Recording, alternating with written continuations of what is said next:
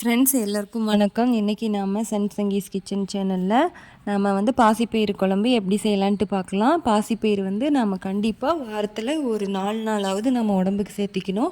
அதை இன்றைக்கி நாம் எப்படி குழம்பு வைக்கலான்ட்டு பார்க்கலாம். ரொம்ப சிம்பிள் தாங்க.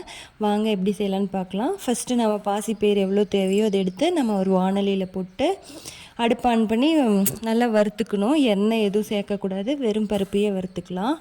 பருப்பு க்ரீன் கலர்லேருந்து லைட்டாக கலர் மாறும். ரொம்ப கலர் மாறக்கூடாது, ப்ரௌன் கலராக, அப்புறம் ரொம்ப டேஸ்ட்டு நல்லா இருக்காது.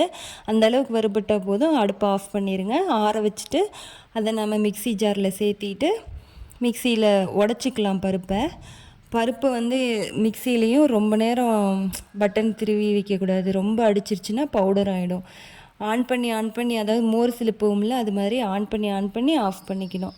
அந்த மாதிரி மட்டும் பருப்பை நம்ம உடச்சிக்கலாம். அவ்வளோதான். ஒரு 4-5 தடவை இப்படி ஆன் பண்ணி ஆஃப் பண்ணோன்னாவே பருப்பு நல்லா உடஞ்சிரும். அவ்வளோதான், பாருங்கள், பருப்பு நல்லா உடஞ்சிருச்சு. இப்போ நம்ம இதை அந்த மேலே தோலெல்லாம் லைட்டாக கலண்டு வந்திருக்கும். அதை நம்ம ஒரு முரத்தில் போட்டு வாயில் ஊதுனோன்னாலும் அந்த தோல்லாம் போயிடும், புடச்சோன்னாலும் அந்த தோல் போயிடும். அதை க்ளீன் பண்ணி வெறும் பருப்பை மட்டும் நம்ம எடுத்துக்கணும். பாருங்கள், பருப்பு மட்டும் நம்ம எடுத்துக்கிட்டோம், க்ளீன் பண்ணியாச்சு. இப்போ பாசிப்பருப்பு குழம்பு வைக்கிறதுக்கு ரெடி ஆகிடுச்சுங்க. இது ரொம்ப ரொம்ப சிம்பிள் தான். இதே மாதிரியே நீங்களும் பண்ணுங்கள். இப்போ நாம் ஒரு 2 டம்ளர் பருப்பு நாம் அந்த பாத்திரத்தில் சேர்த்திக்கலாம். எந்த குழம்பு வைக்கிற பாத்திரத்தில் 2 டம்ளர் பருப்பு சேர்த்திட்டு அதுக்கு 2 டம்ளருக்கு நீங்கள் 6 டம்ளர் தண்ணி ஊற்றிக்கோங்க.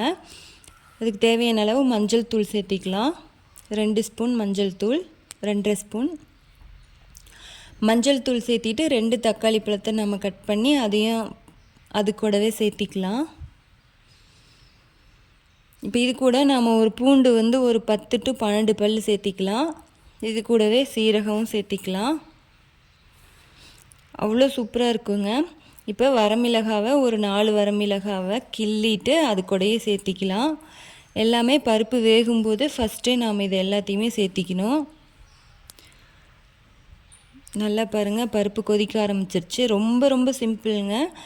பாருங்கள், இப்போ நம்ம சின்ன வெங்காயம் ஒரு 12 பல் அதையும் சேர்த்திக்கலாம். 12 பீஸ் சின்ன வெங்காயம் எல்லாம் ஒன்றா சேர்த்திட்டு நல்லா பருப்பு கொதிக்க விடணும். நல்லா ஒரு பச்சை பயிறு குழம்பு ரொம்ப ஈஸிங்க, ரொம்ப சீக்கிரமாகவும் வெந்துடும். கொதிச்சதுன்னா போதுங்க, ஒரு 15 நிமிஷத்துலேயே நல்லா வெந்துடும். பாத்திரத்துலேயே நம்ம வச்சுக்கலாம். நான் இந்த மாதிரி ஒரு குண்டாவில் தண்ணி வச்சுட்டு அதை வச்சு மூடி வச்சுருக்கேன், ஒரு சின்ன பாத்திரத்தை வச்சு. ஏன்னா நம்ம தண்ணி பத்தலைனாலும் இந்த தண்ணி நம்ம ஊற்றிக்கலாம். இப்போ பருப்பு வேகும்போது தண்ணி கம்மியாயிடுச்சுன்னா நம்ம மேலே ஒரு பாத்திரத்தில் தண்ணி வச்சு மூடி இருந்தோம்ல, அந்த தண்ணி சூடாக இருக்கும். ஏன்னா மூடி வச்சுருக்கும் போது அந்த ஆவிலேயே ஹீட்டாக இருக்கும். இப்போ நமக்கு தண்ணி கம்மியாக இருக்கும்போது அந்த தண்ணியை இந்த மாதிரி ஊற்றிக்கலாங்க. ரொம்ப ஈஸிங்க, ரொம்ப டேஸ்ட்டாகவும் இருக்குங்க. கண்டிப்பாக இந்த மாதிரி நீங்கள் பாசிப்பயிறு குழம்பு வச்சு பாருங்கள். ஃபஸ்ட்டு பாசிப்பயிரை எண்ணெய் விடாமல் வறுத்துட்டு அதை மிக்ஸி ஜாரில் உடச்சிட்டு நம்ம தோல் எடுத்துட்டு சுத்தம் பண்ணிவிட்டு எவ்வளோ பாசிப்பயிறு தேவையோ அதை நம்ம ஒரு குழம்பு வைக்கிற பாத்திரத்தில் போட்டுட்டு தேவையான தக்காளி, சீரகம், பூண்டு, மிளகு, வரமிளகாய், சின்ன வெங்காயம் இது எல்லாத்தையும் சேர்த்திட்டு நம்ம கொதிக்க வச்சோன்னா ரெடிங்க. நல்லா பருப்பு வெந்ததுன்னா போதுங்க. அவ்வளோதான். இப்போ நம்மளோட பருப்பு வெந்துருச்சுங்க. நம்ம தாளிக்கிறதுக்கு தேவையான சின்ன வெங்காயம் வெட்டி வச்சுருக்கோம், வரமிளகாய், கருவேப்பிலை ரெடி பண்ணிட்டோம். இப்போ அடுப்பை ஆஃப் பண்ணிவிட்டு அப்படியே நம்ம கடைஞ்சிக்கலாம் பருப்பை. இல்லை, அடுப்பு சிம்மில் வச்சுக்கோங்க. அப்படியே நம்ம பருப்பு கடைஞ்சிக்கலாம். பருப்பு கடைஞ்சிட்டு தான் நம்ம தாளிக்க போகிறோம். நல்லா கடைஞ்சிருங்க. இது மாதிரி மத்து வச்சுருந்திங்கன்னா இது மாதிரி நல்லா கடைஞ்சிக்கோங்க. ரொம்ப டேஸ்ட்டாக இருக்குங்க. கண்டிப்பாக இது மாதிரி நீங்கள் செஞ்சு பாருங்கள். இந்த குழம்பு அவ்வளோ டேஸ்ட்டாக இருக்கும். சாதத்துக்கு சாப்பிடலாம், தோசைக்கூட தொட்டு சாப்பிட்லாம். அவ்வளோ சூப்பராக இருக்குங்க. கடையும் போதே நாம் கல்லுப்பு சேர்த்து கடைஞ்சிட்டோன்னா பருப்பு சீக்கிரமாக கடைப்படும், நல்லா நைஸாகிடும். நல்லா கடையிறதுக்கு ஈஸியாக இருக்குங்க. அவ்வளோதான், கடைஞ்சிட்டோம். இப்போ எடுத்து வச்சுட்டு நம்ம இப்போ தாளிக்கலாம். தாளிக்கிற கரண்டி வச்சுட்டு கொஞ்சமாக நம்ம எண்ணெய் சேர்த்திக்கலாம். 2 ஸ்பூன் எண்ணெய் விட்டு கடுகு போட்டுக்கலாம். எண்ணெய் சூடேறட்டும். கடுகு போட்டாச்சுங்க. கடுகு நல்லா பொரியட்டும். ரொம்ப சிம்பிள், கண்டிப்பாக நீங்கள் இது மாதிரி வச்சு பாருங்கள். அவ்வளோதாங்க. கடுகு பொரிஞ்சிருச்சுனாவே நாம் சின்ன வெங்காயம், கருவேப்பிலை, வரமிளகாய் கட் பண்ணி வச்சுருக்குறோம்ல, அதை வந்து அந்த கரண்டி தாளிக்கிற கரண்டிலே கொட்டிக்கலாம்.